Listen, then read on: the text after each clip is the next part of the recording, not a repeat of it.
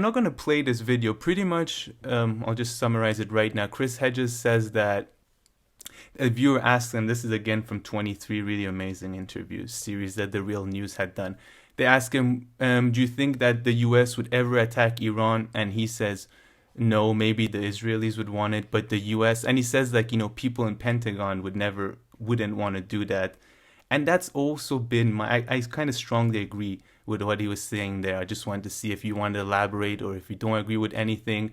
But I think, they realize after the Iraq war and all that, that the Iran war might be something that would, put an end Look, to the US empire kind of from like a military standpoint. So I liked how you pointed out the Pentagon would not want to do that. I found that a good thing to yeah, highlight.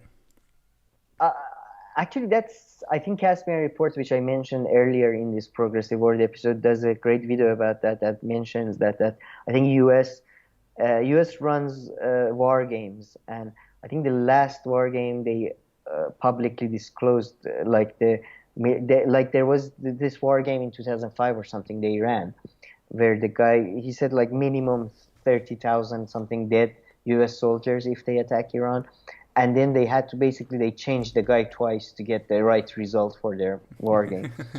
So no American soldiers like, but Iran is I mean, like this is not belittling any country or anything, but Iran is a completely different case from Iran is closer to Yugoslavia than it is to Iraq and Afghanistan because it's developed, it's multicultural, multi-ethnic, you know, and now it has the largest missile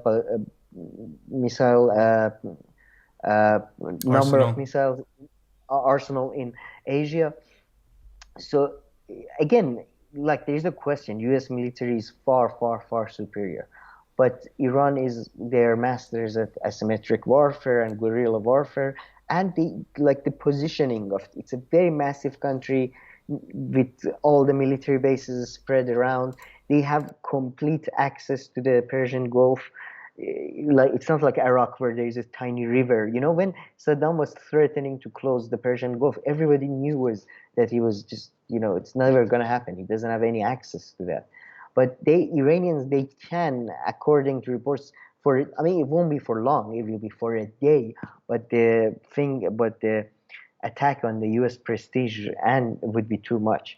And there are just like, as I'm like, there's just too many soldiers around Iran, too many American soldiers Iran can target.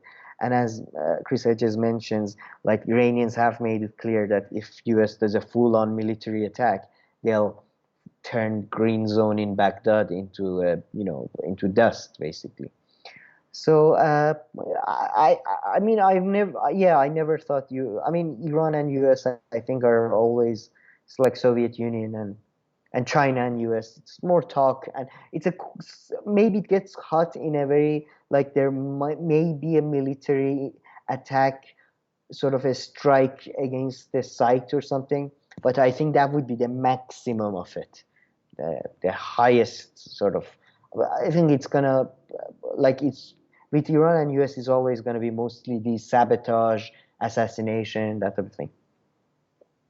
Yeah, no, 100% agree. And I think even if there weren't all these strategic advantages, just like Iraq, it's still impossible unless you want to go colonize the place and have troops forever. Because if not, best case scenario, you get a small victory and then it just all turns into like reverse and backlash. And Well, you could argue that's what they did with Japan and Germany, so maybe they do that. And yeah, I mean, it actually, definitely different context and all that. eh, okay. And even that, did it turn out to what they wanted? I mean, I guess with Germany, it's because they're kind of allies. I mean, yeah, and I Kind mean, it's of like different. Yeah. and Japan they pretty much kept all the fascists sort of, and it's just sort of Yeah. no, I'm just saying they could do that with a like they have done it with a powerful nation before. They destroyed them and went and took over, not colonize, because I think colonize. I don't think No, they didn't that's colonize these. I'm just saying now, if you wanted except to.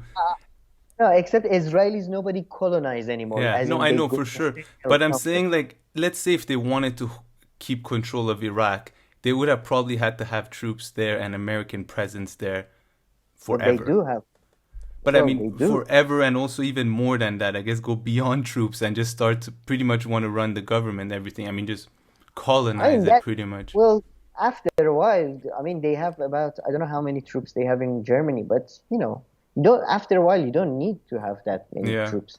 After a while it just works for you anyway. So that's I'm true. just like, But I feel like those, I don't know, just like the World War II examples, I'm sure there are so many ways that are different. But then in any case, even if my simplistic way is flawed, as you pointed out, Iran has all these strategic and military advantages and, that change and things. US is not right now in a financial position Oh or yeah, in a, that's the more important part probably, yeah, and even the because troops. I mean, imagine having to again get this many number of people to go, and the backlash that happens then when people start talking about American troops dying, which is not part of the narrative now too much for the past like 10 years because they're not doing that. exactly. But okay, yeah, that Chris Hedges video, I mean, they're amazing. If anybody want to go watch the whole series, we'll link it below. It's like a six-part series with Paul J from The Real News. Really amazing. But okay, Sam, there were some Finkelstein comments that you wanted to go over quickly. Do you have them? Do you have them with you?